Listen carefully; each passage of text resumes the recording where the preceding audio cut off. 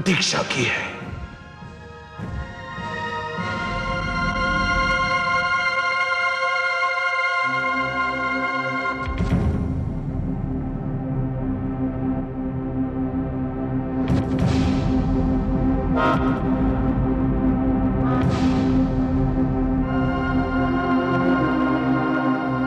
राजकुमार विरोचन सभागार में पधार रहे हैं।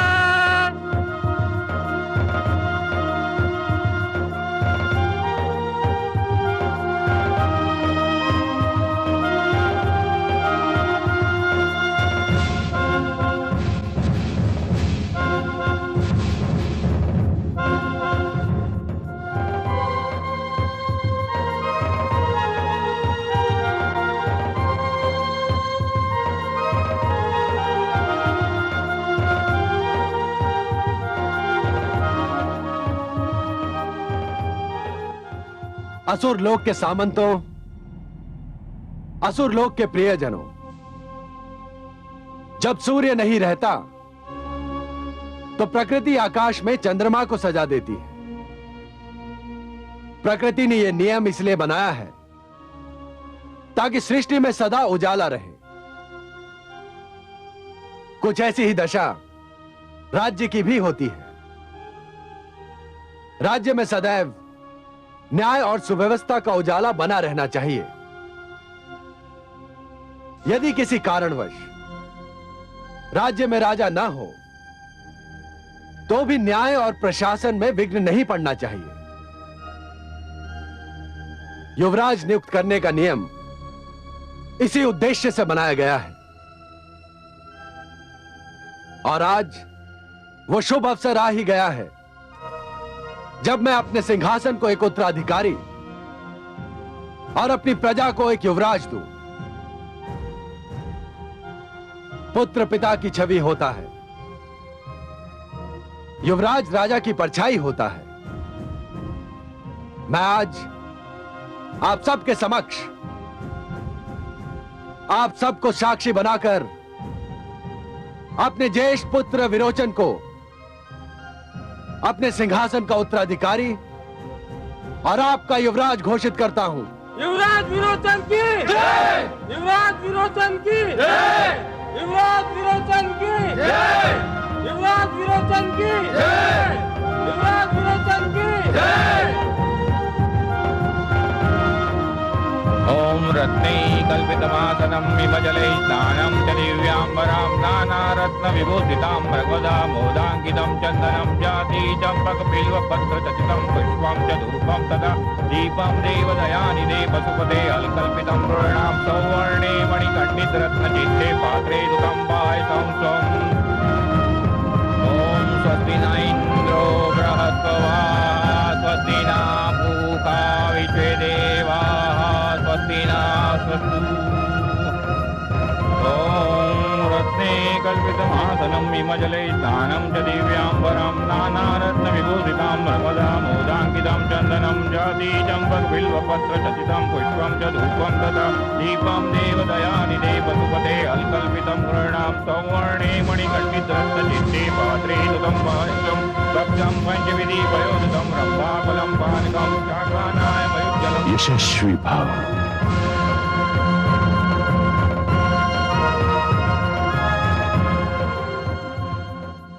तेजस्वी भव।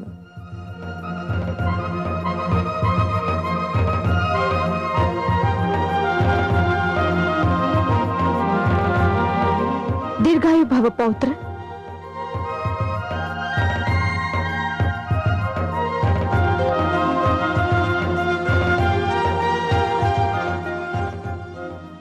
मुझे अपने पदचिन्हों पर चलने का आशीर्वाद दीजिए महाराज। मेरा आशीर्वाद सदा तुम्हारे साथ है पुत्र, परंतु अधिक आवश्यक यह है कि तुम प्रजा का भी आशीर्वाद प्राप्त करो और उसे आश्वस्त कराओ कि तुम उसे न्याय दोगे, सुरक्षा दोगे, संरक्षण दोगे। तुम सदैव उसके सुख, समृद्धि और कल्याण की सोचोगे। यशस्वी भव पुत्र।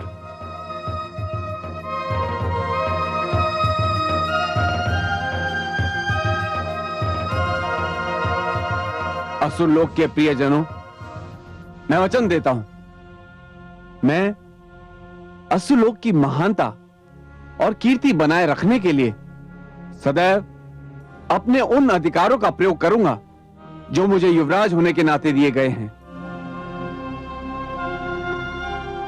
मैं इस राज्य की शक्ति में समृद्धि, वृद्धि और ख्याति के लिए सदैव तन मन से तत्पर रहूंगा। युवराज विरोचन की जय! युवराज विरोचन की जय! युवराज विरोचन की जय! युवराज विरोचन की जय! युवराज विरोचन की जय!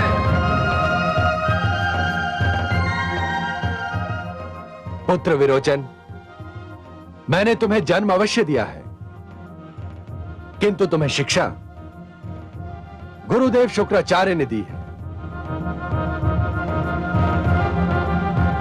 और शिक्षा सृष्टि का महानतम धन है।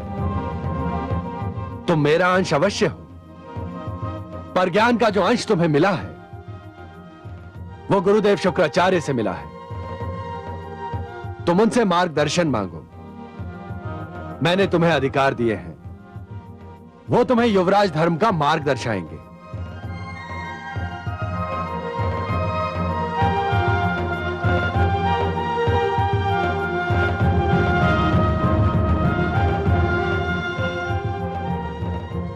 हे महान गुरु, हे विद्या मूर्ति, हे ज्ञान और नीति के महानतम ज्ञाता, मेरा मार्गदर्शन कीजिए और मुझे बताइए कि मैं अपने युवराज जीवन का शुभारंभ किस प्रकार करूं। प्रिय शिष्य, तुम आखेट से अपने इस नए पद का शुभारंभ करो। आखेट से? हे गुरुदेव, इस महान पद का आरंभ एक ऐसी क्रिया से क्यों हो जिसका विशेष और प्रमुख अंग है हत्या? महाराज, आखेट राजाओं के गौरव का प्रमुख कारण है। आखेट राजाओं के अधिकार का मुख्य प्रतीक है। लक्ष्य साधना, शत्रु को घेरना, शत्रु को भयभीत करना आखेट के अंग है। आखेट युद्ध का अभ्यास होता है। युद्ध का एक छोटा सा रूप है। होता है गुरुदेव, अवश्य होता है, परंतु एक निर्दोष और असहाय पशु की हत्या भी आखेट का मुख्य अंग होता है। तो क्या हुआ महाराज? जीवा जीवस्य भोजनम, जीवी जीव का भोजन होता है। पशु भी तो एक दूसरे की हत्या करते हैं। जब उनमें दोष नहीं तो आखेट में क्या दोष है? हे गुरुदेव, पशु एक दूसरे की हत्या करते हैं अपना आहार प्राप्त करने के लिए, परंतु आपने स्वयं कहा जीवा जीवस्य भोजनम। प्रकृति ने एक पशु को दूसरे पशु का आहार बनाया है, परंतु आहार के लिए पशु की हत्या करना और अपने मन बहलावे के लिए पशु की हत्या करने में अंतर है। नहीं राजमाता, नहीं। राजा यदि न्याय देता है तो दंड भी देता है। उचित समय पर विनम्रता का प्रदर्शन करता है तो उचित समय पर कठोरता का प्रमाण भी देता है। राजा में यदि प्रजापालन का गुण होना चाहिए तो एक वधिक की प्रवृत्ति भी होनी चाहिए। आखेट इसी प्रवृत्ति को जन्म देता है। गुरु की आज्ञा का पालन करना मेरा धर्म है और मैं इस आदेश का पालन अवश्य करूंगा। यशस्वी भाव। हे कमल नयन, दैत्य गुरु शुक्राचार्य ये कैसी शिक्षा दे रहे हैं? वो मेरे पौत्र को हत्या और हिंसा का मार्ग दिखा रहे हैं।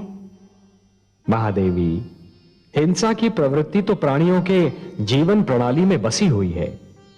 मानव समाज जब तक हिंसा से घृणा करने का गुण उत्पन्न नहीं करता, तब तक वो किसी न किसी रूप में हिंसा का प्रयोग करता रहेगा। कभी राज्य के नाम पर, कभी युद्ध के नाम पर, कभी अधिकार के नाम पर और यदि कुछ भी नहीं तो आखेट के नाम पर।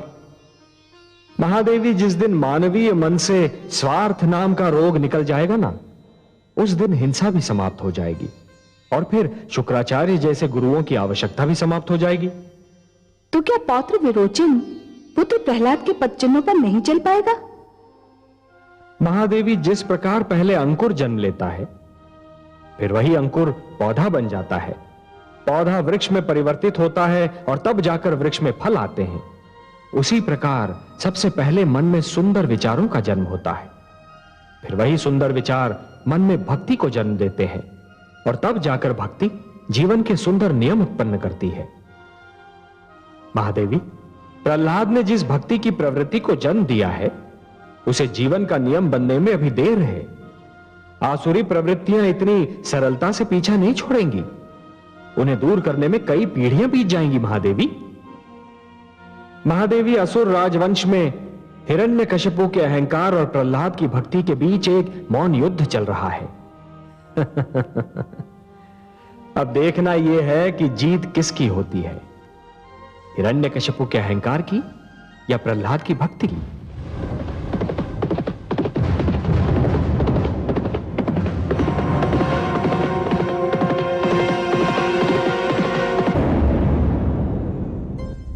स्वामी, आपको पुत्र विरोचन का आखेट पर जाना अच्छा नहीं लगा ना? प्रश्न अच्छा या बुरा लगने का नहीं है देवी।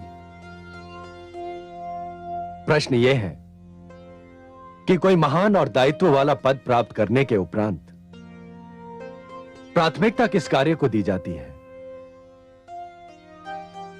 मैं जानता हूं कि युवराज आखेट भी करते हैं, किंतु राजा केवल आखेट ही तो नहीं करते,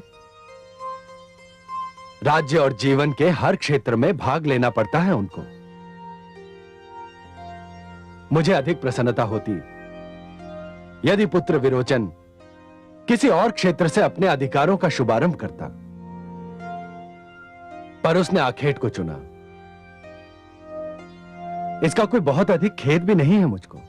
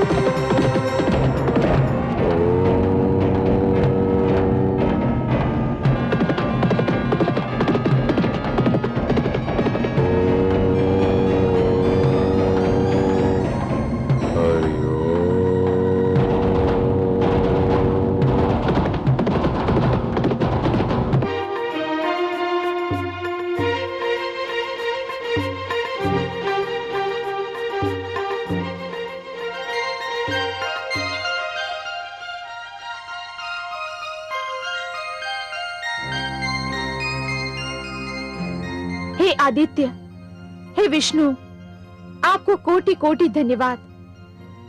आज मेरा पौत्र विरोचन युवराज बन गया है।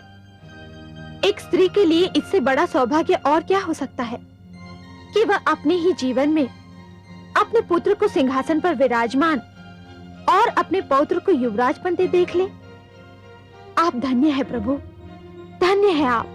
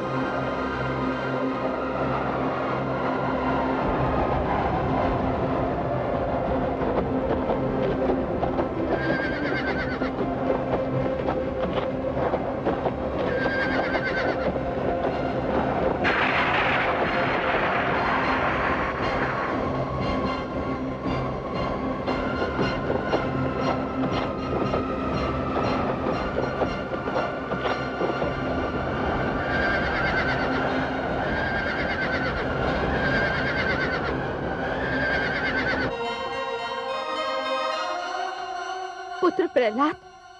क्या हुआ माते? आप बहुत घबराई हुई माताश्री, सब कुशल तो है ना? पुत्र, मैं पौत्र विरोचन के युवराज बनने पर भगवान आदित्य को धन्यवाद देने गई थी और मैंने एक भयंकर आंधी को उस ओर उठते देखा जिधर पौत्र विरोचन गया हुआ है। इतनी भयंकर गरज और चमक हो रही थी कि मैं घबरा गई। तो क्या हुआ माते? नहीं पुत्र, ये हंसने की बात नहीं है। मेरा मन बड़ा व्याकुल हो रहा है, कहीं मेरा पौत्र इस आंधी पानी में गिर न जाए। हे ईश्वर! आप दोनों अकारण ही चिंतित हो रही हैं। वो वीर है, बलवान है, इन विपदाओं का सरलता से सामना कर सकता है।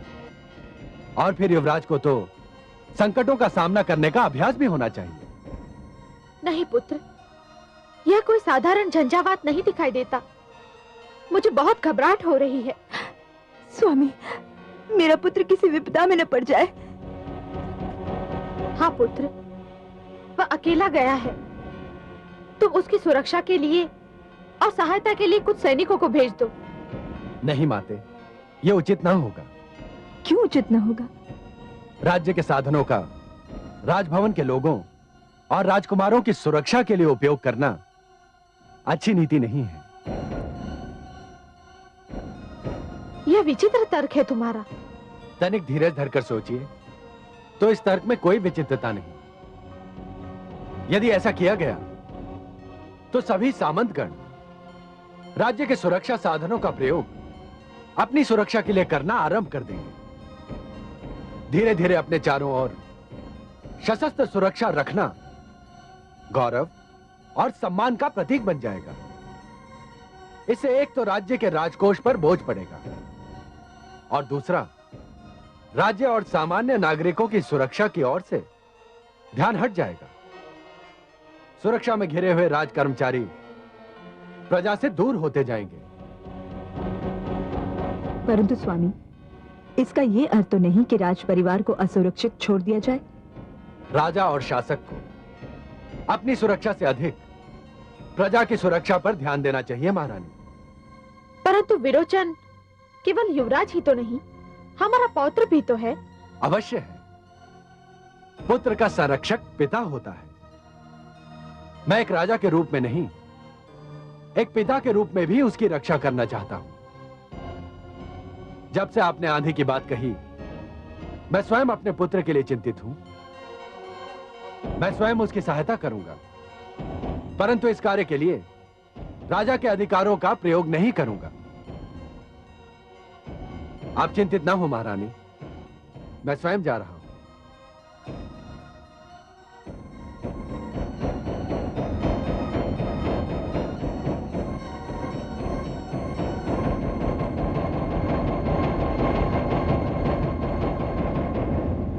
देखा आपने कमल नयन, पुत्र प्रहलाद ने क्या किया?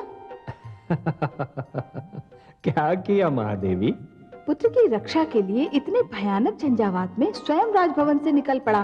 तो ये तो बहुत अच्छी बात है। आपको तो प्रसन्न होना चाहिए कि आपके पुत्र ने पितृधर्म का निर्वाह किया। मानती हूँ कमल नयन, परंतु पुत्र प्रहलाद को अपने प्राण संकट में डालने के स्थान पर सैनिकों को सहायता के लिए भेज देना चाहिए था। इस विषय में मैं कयाधु और धृति से सहमत हूँ। और इस विषय में मैं आपके पुत्र प्रहलाद से पूर्णतया सहमत हूँ। क्यों? क्यों? सुना नहीं आपने उसका तर्क? उसके तर्क में कितना बल है।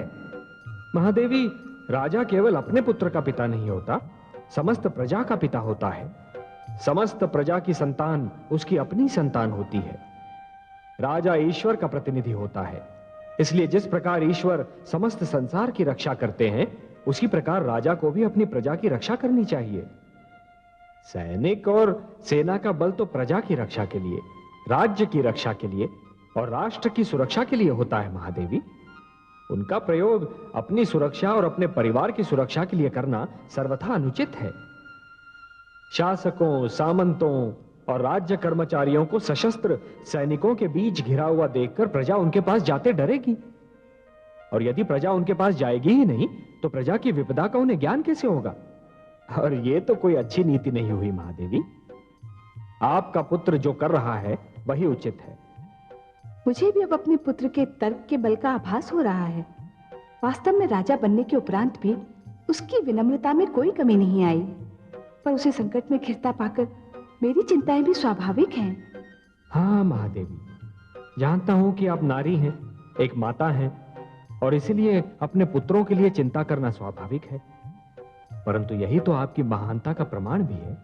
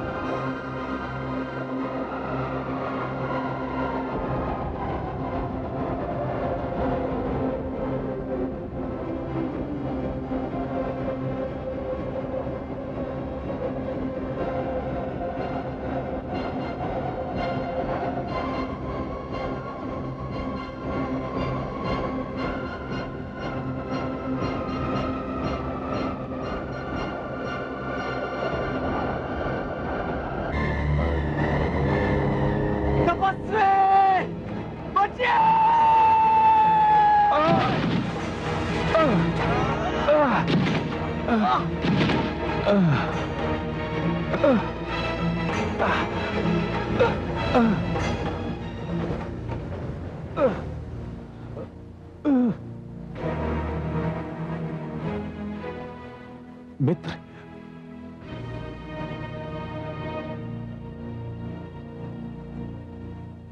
आप कौन हैं और इस घने वन में क्या कर रहे हैं? मैं ऋषि अंगिरा का पुत्र सुधन्वा हूं। पिताश्री का आदेश था कि मैं एकांत में जाकर तपस्या करूं। इसी उद्देश्य से मैं आज ही वन में आया था। परंतु आप कौन हैं? मैं असुर सम्राट प्रहलाद का पुत्र युवराज विरोचन हूं। आपकी वेशभूषा को देखकर मेरा यही अनुमान था। परंतु युवराज, आप और इस वन में?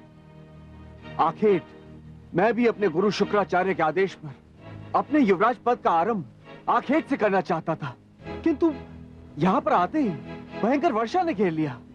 अरे, आप तो मुझे बचाते हुए घायल हो गए। घायल तो आप भी हो गए मित्र।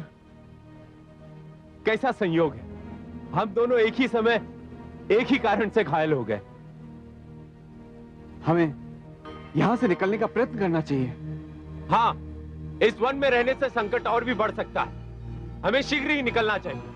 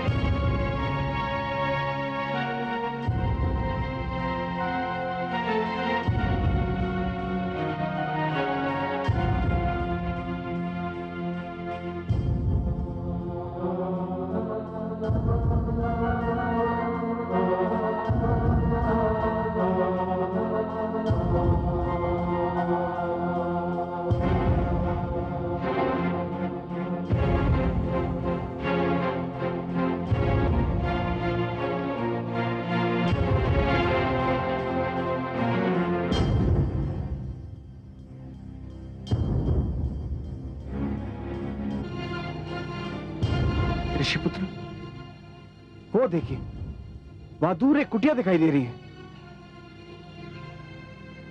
इस वन के पास कुटिया होने का अर्थ यही लगता है कि किसी ऋषि की कुटिया है। चलो युवराज, लगता है भाग्य हमारा साथ दे रहा है। चलिए।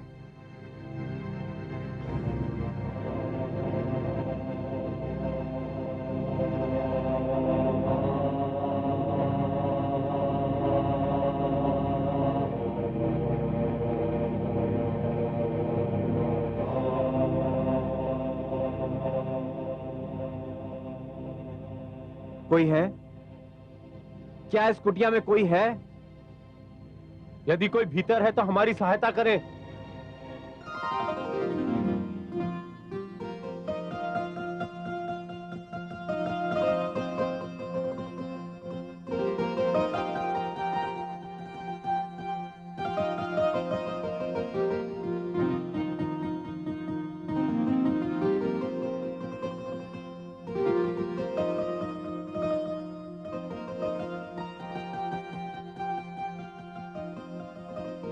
अरे, आप दोनों तो बहुत घायल हैं। शीघ्र भीतर आइए, आपके घावों पर लेप लगाने की आवश्यकता है। पधारिए अतिथिगण, घबराइए मत, आइए।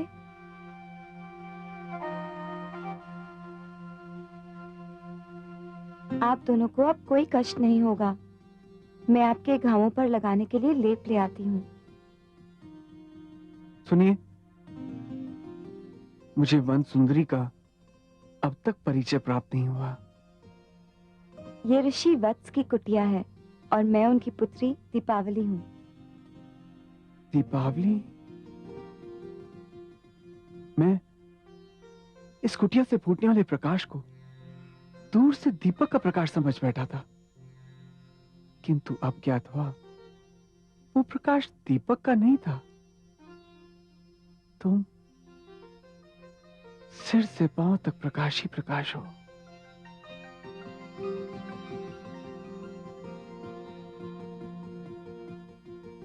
जिसने भी तुम्हारा नाम दीपावली रखा है, बहुत सोच समझ के रखा है।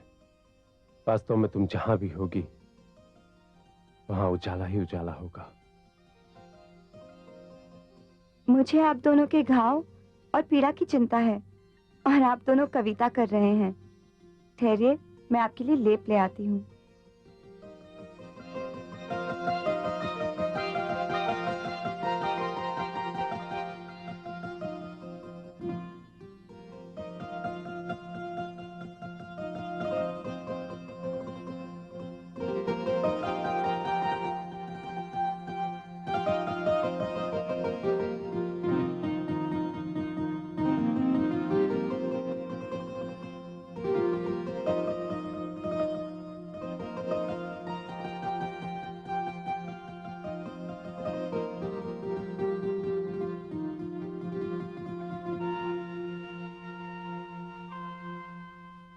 मुझे अब तक अतिथिगण का परिचय मिलने का सौभाग्य प्राप्त नहीं हुआ।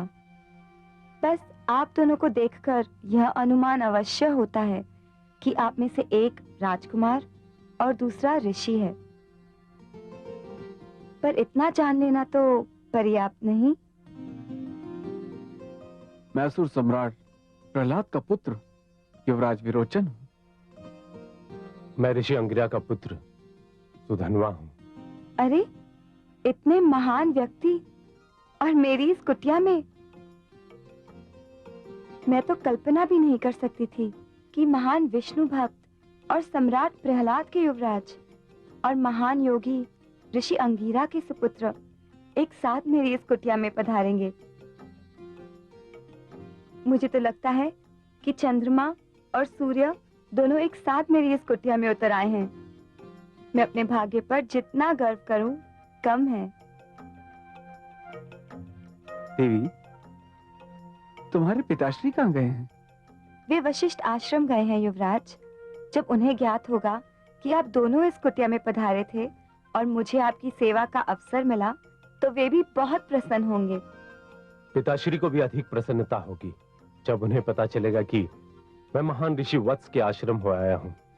परंतु आप इस कुटिया की ओर कैसे आ निकले युवराज? मैं वन में राह भटक गया था। तुम्हारी कुटिया के प्रकाश ने मेरा मार्गदर्शन किया और मेरा भाग्य मुझे यहां ले आया। मैंने भी दूर से जब इस कुटिया को देखा तो मुझे ऐसा लगा कि मेरे कष्ट का निवारण यहीं होगा।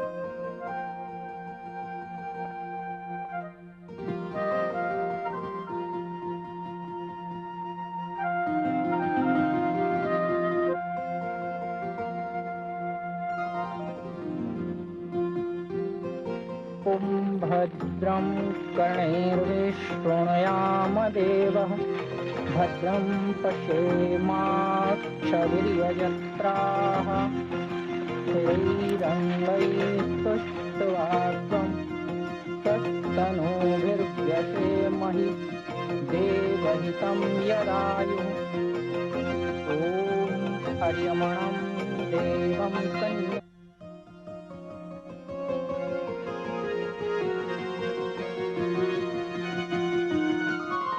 पीड़ा कम हुई युवराज?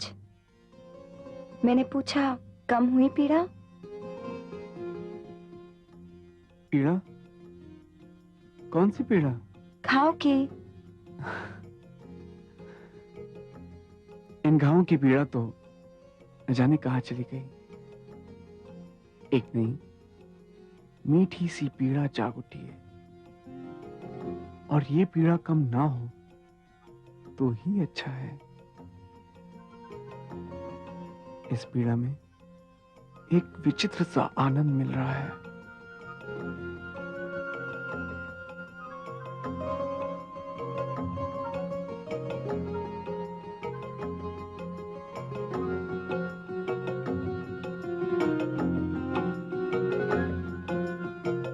लाइए, आपके घाव पर भी लेप लगा दूं।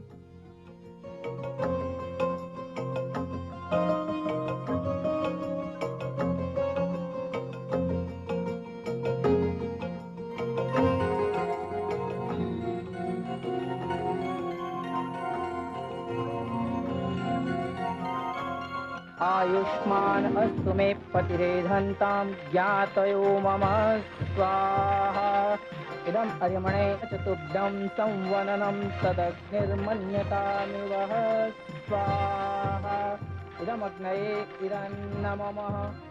कैसे चांद से पुत्र वधू लाए है मेरा पुत्र। कल्याणमस्तु। हाँ देवी, अब तो हमारे आश्रम की शोभा और भी बढ़ जाएगी।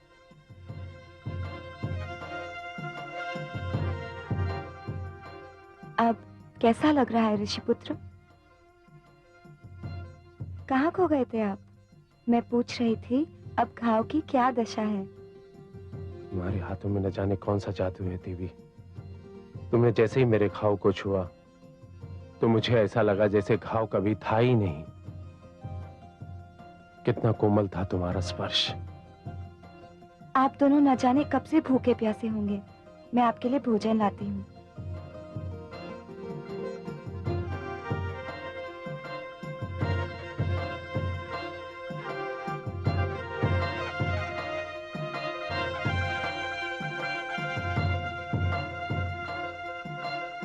भोजन ग्रहण कीजिए अतिथिगण।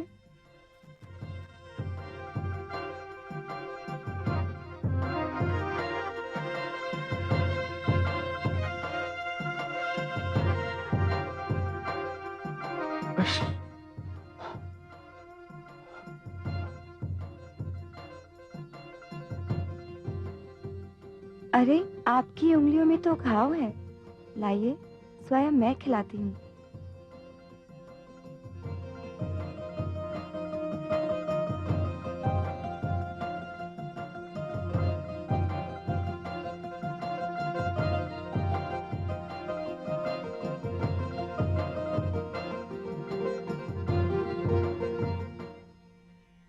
आप क्यों नहीं भोजन कर रहे ऋषिपुत्र?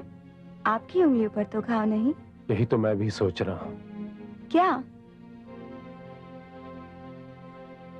कि मेरी उंगलियां क्यों घायल नहीं है।